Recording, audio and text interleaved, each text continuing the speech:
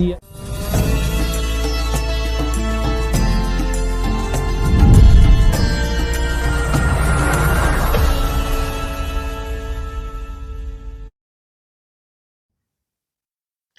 Assalamualaikum warahmatullahi wabarakatuh. Sahabat Risma TV yang dimuliakan Allah Subhanahu wa taala. Kembali lagi bersama kami Risma TV dalam Sapa Tokoh. Alhamdulillah, puji syukur kehadirat Allah, salawat dan salam kepada Nabi Muhammad Shallallahu Alaihi Wasallam. Sahabat Risma TV yang berbahagia, alhamdulillah pada hari ini kita sudah kedatangan seorang tokoh masyarakat, Pak RT Edi. Assalamualaikum Pak RT. Waalaikumsalam warahmatullahi wabarakatuh. Gimana kabarnya Pak RT, sehat? Alhamdulillah. Alhamdulillah gitu ya. Pak RT, gimana aktivitas sehari-hari Pak RT? Seperti biasa, ngontrol-ngontrol warga. Pak RT, untuk membangun karakter masyarakat yang jujur, itu butuh waktu berapa lama untuk Pak RT sendiri? Kalau buat menilai karakter jujur itu kita tidak bisa menentukan waktu kapan gitu. Karena kejujuran itu orang bisa berjalan sesuai karakter orang itu sendiri. Kalau memang karakternya bagus, otomatis kan orang itu juga bisa jujur gitu. Artinya dengan sendirinya mereka, individu mereka kalau memang dia merasa jujur itu membuat kebaikan gitu ya, Pak RT ya. Pasti tentunya otomatis dia akan jujur terus ya Pak RT ya. Iya gitu. Ya mungkin dalam hal misal ya ada aja ya namanya masyarakat, termasuk saya pribadi gitu. Kadangkala Pak RT nih mau bikin KTP saya hilang, padahal mah kagak hilang. Boleh jadi KTP-nya dia itu terselip karena mereka butuh dengan KTP tersebut, jadi mereka bilangnya hilang. Artinya kan itu membentuk karakter kejujuran. Nah, hal-hal seperti itu mungkin Pak RT bisa mengantisipasi juga ya Pak RT ya. Mungkin menurut saya seperti itu. Nah, Pak RT, siapa nih yang menjadi inspirasi Pak RT? Karena kan saya tahunya Pak RT di Pelor nih termasuk pengusaha ulet juga ya, apa aja dilakukan gitu dan rajin gitu. Nah, dan mau jadi Pak RT, jadi menambah beban, menambah beban capeknya Pak RT gitu untuk melayani masyarakat. Itu motivasinya itu siapa gitu Pak RT, apalah?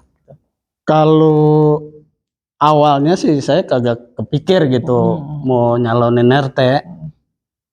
Dan lagi juga waktu itu juga orang tua juga ngomong, dia bilang udah kagak usah jadi RT, ribet jadi gitu, banyak masalahnya.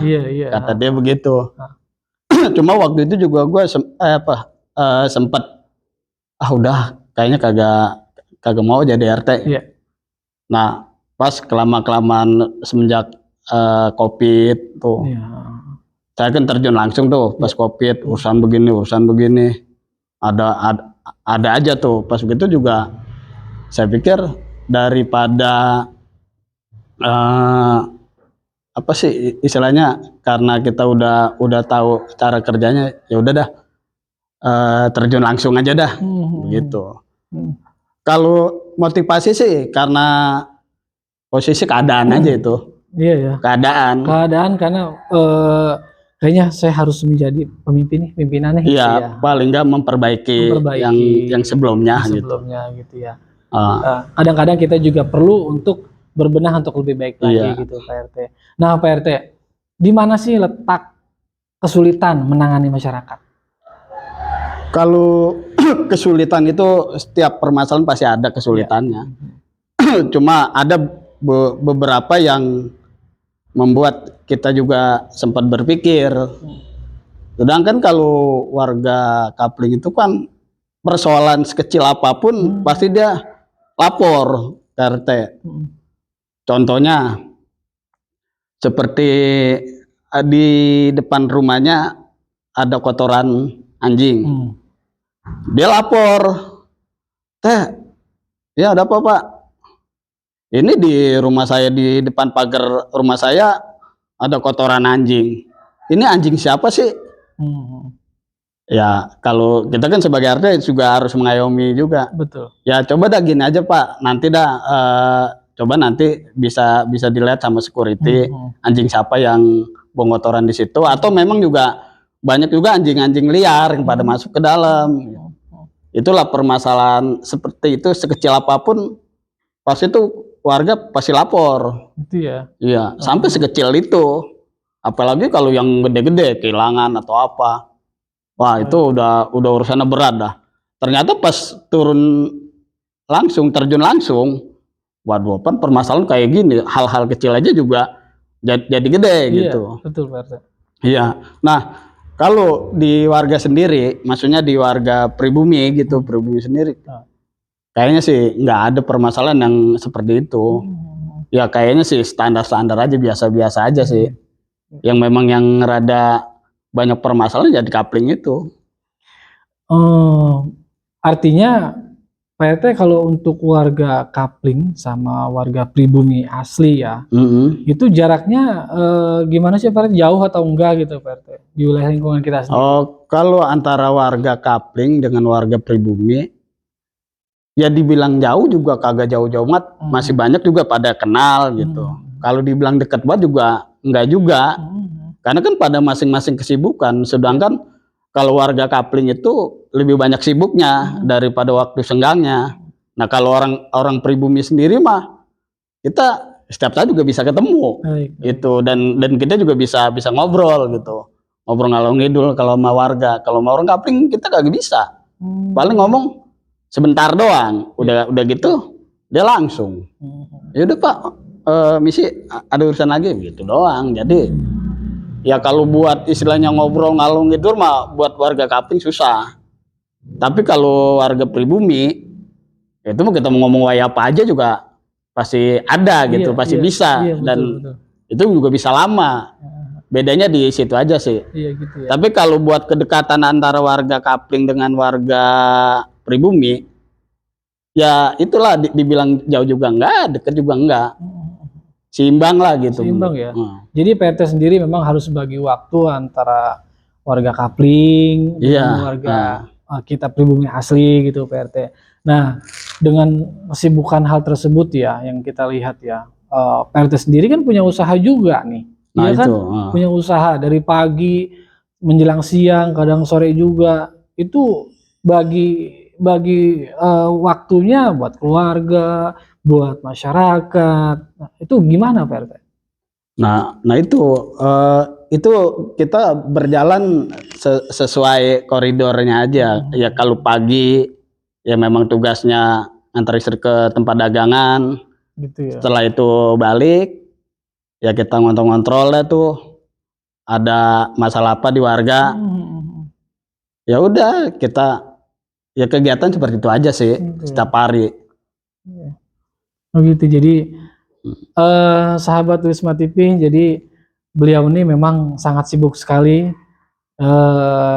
Selain jadi Pak RT juga, RT 01, beliau juga memiliki usaha bisnis yang beliau geluti dari saya kenal beliau betul. Jadi beliau ini termasuk pejuang lah ya, pejuang ulet gitu dari beberapa teman sahabat Risma TV. Beliau adalah salah satu pentolan yang kita anggap senior banget gitu ya. Nah, Pak RT Edi, teman-teman kadang-kadang manggil Pak RT Edi, kadang manggil Pak RT Pelor juga. Marah nggak sih Pak RT? Ya, enggak sih kalau soal panggilan itu kan biasa. Cuma kan kalau soal manggil-manggil itu saya kagak marah sih, emang udah dari dulu seperti itu. Iya. Jadi enggak sih, kagak jadi masalah. Jadi masalah gitu. Ya.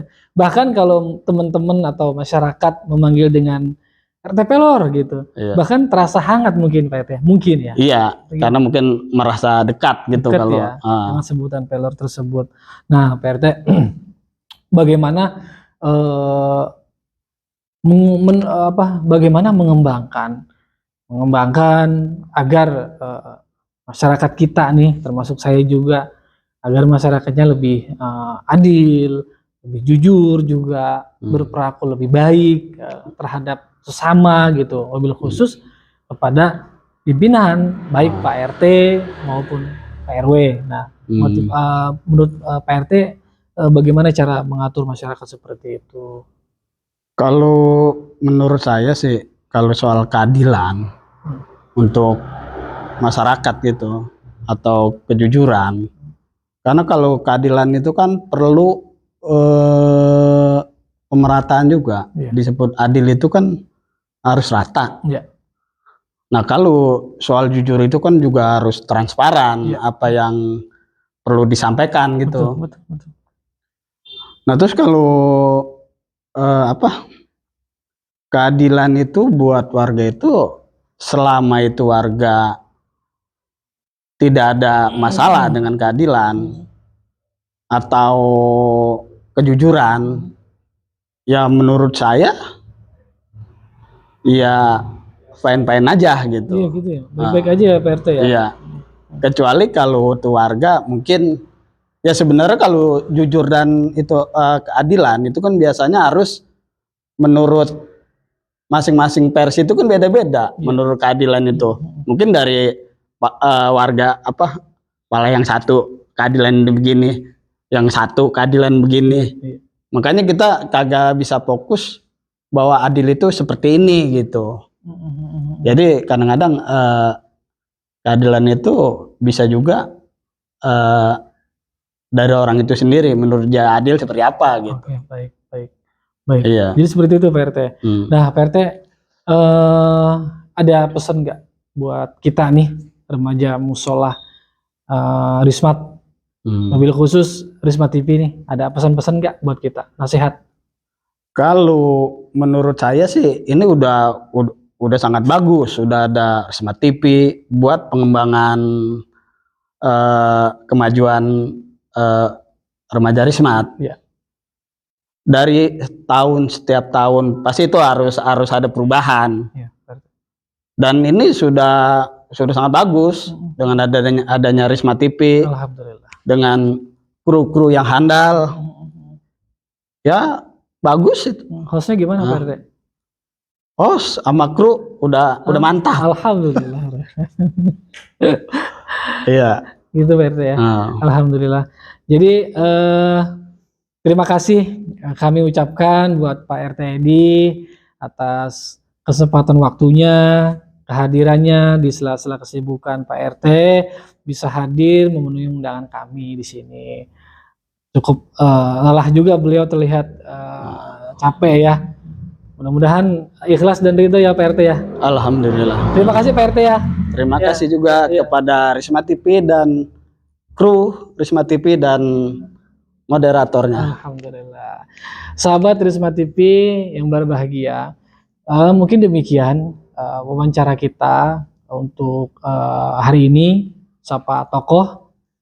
Hari ini kita wawancara Pak RT Edi, RT 01. Boleh ditarik kesimpulan bahwa beliau menerapkan kejujuran dan keadilan akan memberikan efek samping kepada warga dan masyarakatnya ikut ambil adil dalam kejujuran dan keadilan.